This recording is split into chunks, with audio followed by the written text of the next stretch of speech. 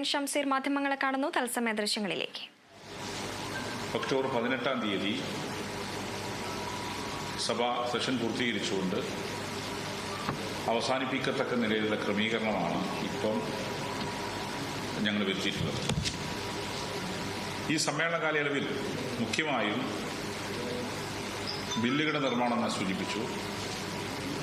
6 ബില്ലുകളാണ്. ബില്ലുകളെ സംബന്ധിച്ചുള്ള വിശദാംശങ്ങൾ നിങ്ങൾക്ക് നൽകുന്ന നോട്ടിൽ ഞങ്ങൾ വിശദീകരിച്ചിട്ടുണ്ട്, പ്രസ് നോട്ടിൽ. എന്നാലും പറയാം. Kerala veterinary and animal science university അമെൻമെന്റ് ബിൽ 2023, 2023 കേരള കന്നുകാലി പ്രചരണ bill, Kerala public service commission additional functions and respect certain corporations and companies amendment bill 2024, Kerala general tax അമെൻമെന്റ് ബിൽ, 2024 പ്രവാസി കേരളീയരുടെ ക്ഷേമ ഭേദഗതി bill, payment and salaries allowances അമെൻമെന്റ് ബിൽ 2022 എന്നിങ്ങനെ 6 ബില്ലുകളാണ് ഇത്തവണ നിയമസഭ ഈ ഷോർട്ട് സെഷനിൽ ചർച്ച ചെയ്യാൻ വേണ്ടി പരിഗണിച്ചിട്ടുള്ളത്. 2017 കേരള സംസ്ഥാന ചരക്ക് സേവന നികുതി നിയമം, 2020 കേരള ധനകാര്യ നിയമം, 2008 കേരള ധനകാര്യ നിയമം എന്നിവ ഭേദഗതി ചെയ്യുന്നതായി പുറപ്പെടുവിച്ച 2024 കേരള നികുതി ചുമത്തൽ നിയമങ്ങൾ ഭേദഗതി ഓർഡിനൻസിന് പകരമുള്ള ബില്ലും ഈ സമ്മേളനത്തിൽ പരിഗണിച്ച് പാസ്സാക്കേണ്ടതുണ്ട്.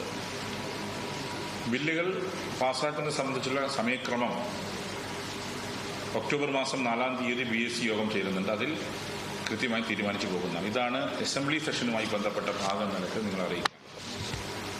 രണ്ടാമത്തെ ഭാഗം കോൺസ്റ്റിറ്റ്യൂവന്റ് അസംബ്ലി ഡിബേറ്റ്സ് ആണ്.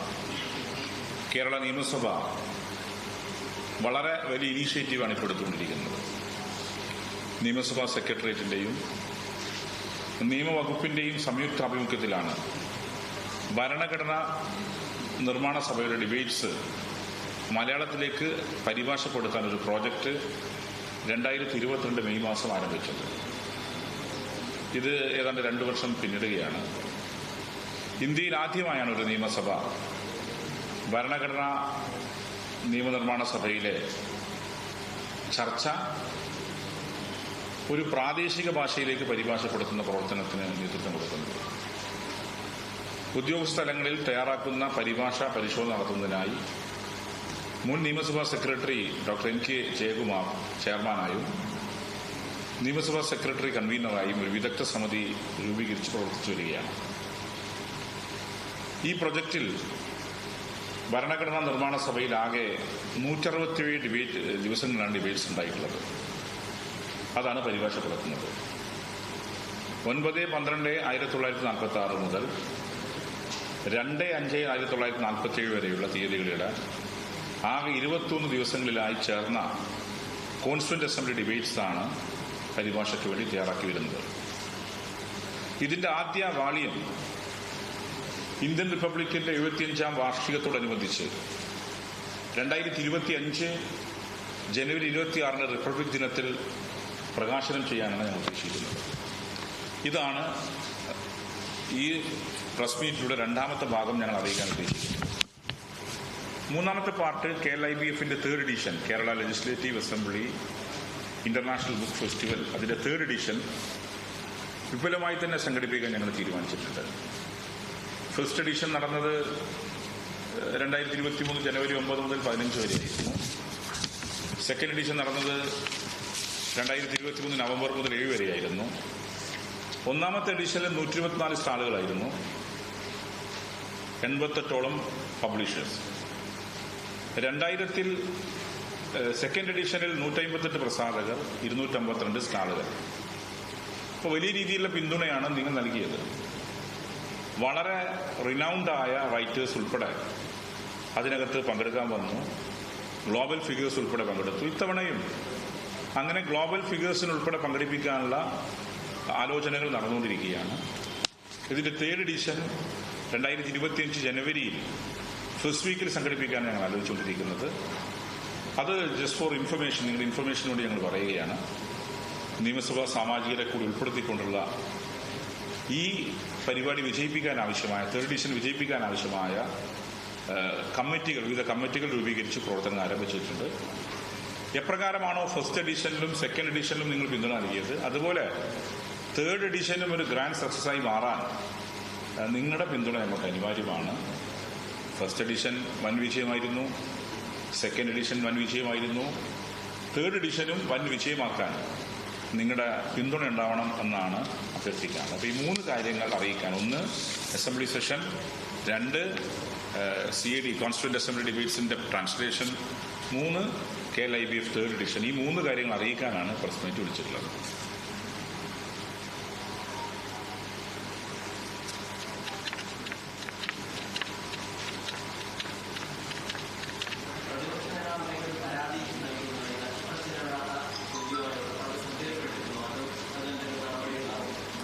പരാതി കിട്ടിയിട്ടുണ്ട്. സാധാരണ നിലയിൽ എല്ലാ ക്വസ്റ്റ്യൻസും ഫ്ലോറിൽ വരാൻ സാധിക്കുന്നതല്ല. അങ്ങനെ ഡെലിബറേറ്റായി എന്തെങ്കിലും ഒഴിവാക്കുന്ന സമീപനം ഞങ്ങളുടെ ഭാഗത്തുണ്ടായില്ല. അത്തരമൊരു പരാതി ഏതായാലും പ്രതിപക്ഷ നേതാവിനുണ്ടാവില്ല. ചില ക്വസ്റ്റ്യൻസ് സ്റ്റാർട്ടായി വരും, ചിലത് അൺസ്റ്റാർട്ടായി വരും. അതിനകത്ത് എന്തെങ്കിലും തരത്തിൽ ഞങ്ങളുടെ ഭാഗത്തുനിന്ന് എന്തെങ്കിലും ഇടപെടലുണ്ടായതല്ല, മറിച്ച് മറ്റെന്തെങ്കിലും ഉണ്ടോ എന്ന് പരിശോധിക്കാം.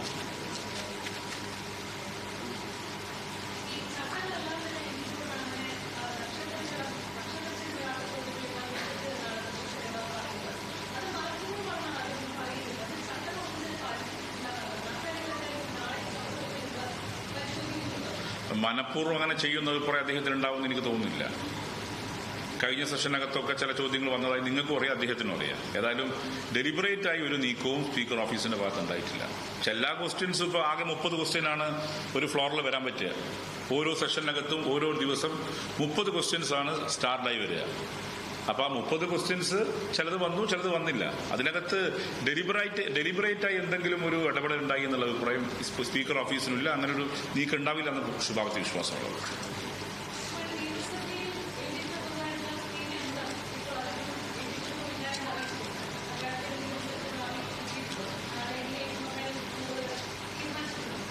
ഇതിലിപ്പോ ഈ പുറത്ത് നടക്കുന്ന വാർത്തകൾ വെച്ച് ഞങ്ങൾക്ക് ചെയ്യാൻ പറ്റുന്നതല്ല. ഏതായാലും ഞങ്ങൾക്ക് ഒരു കമ്മ്യൂണിക്കേഷനും കിട്ടിയിട്ടില്ല സോഫാർ.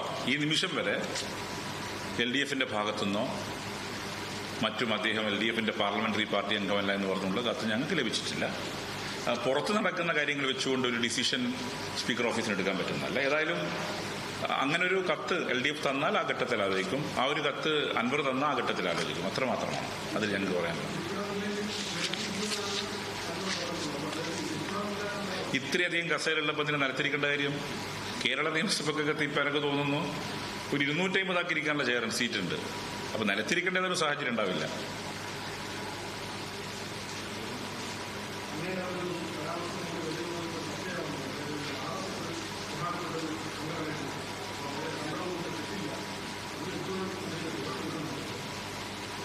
ഇല്ല, അതിലിപ്പോ ഞാനൊരു ഘട്ടത്തിൽ പറഞ്ഞു, ഇതിൽ തന്നെ ഈ ചോദ്യപേപ്പർ തന്നെ ഒരുപാട് ചോദ്യം ചോദിക്കാനുണ്ട് നിങ്ങൾക്ക്. ഞാനിപ്പം നൽകിയത് അപ്പൊ ഔട്ട് ഓഫ് സിലബസ് പറയേണ്ട കാര്യമില്ലല്ലോ.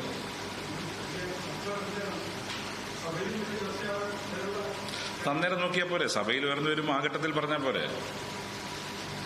തിരുവനന്തപുരത്ത് മഴ പെയ്യുമ്പോൾ നമ്മൾ തലശ്ശേരിയിൽ നിന്ന് മുണ്ടുപോത്തിക്കേണ്ട കാര്യമില്ലല്ലോ.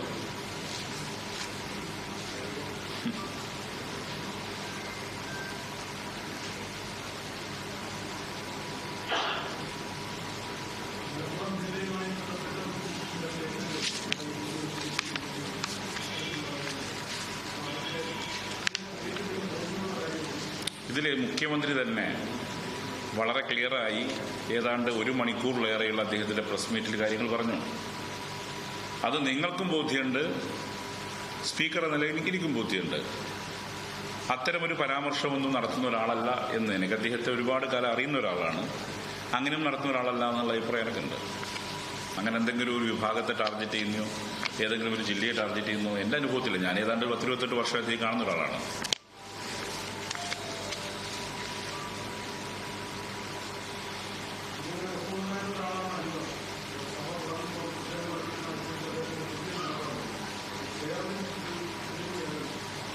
ചെയറിനെന്ത് വെല്ലുവിളിയെന്ന് ഏതംഗം ഏത് നിലപാട് സ്വീകരിച്ചപ്പോൾ ചെയറിന് പറയാൻ പറ്റുമോ? അത് അദ്ദേഹത്തിന്റെ അഭിപ്രായങ്ങളല്ലേ. അദ്ദേഹം ഒരു സ്വതന്ത്ര അംഗമാണ്, LDF സ്വതന്ത്രനായിരുന്നു, ഇപ്പൊ സർവ്വതന്ത്ര സ്വതന്ത്രനായി.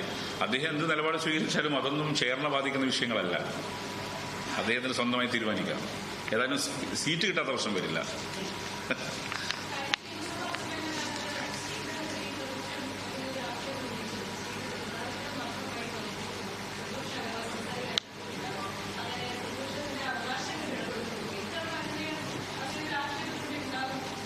സ്പീക്കർ വളരെ നിഷ്പക്ഷനാണെന്നാണ് നിങ്ങൾ ഉൾപ്പെടെ പല ഘട്ടത്തിലും പറഞ്ഞത്. ആ നിഷ്പക്ഷത പാലിച്ച് തന്നെ മുന്നോട്ട് പോകും.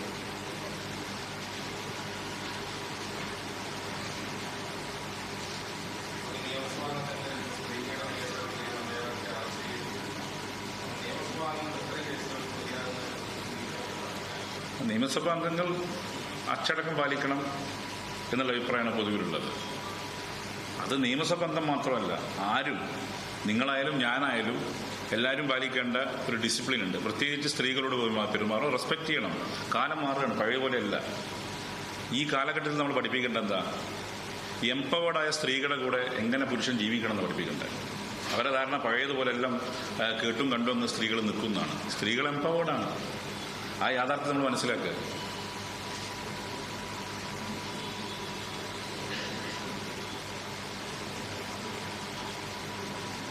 Yes, okay.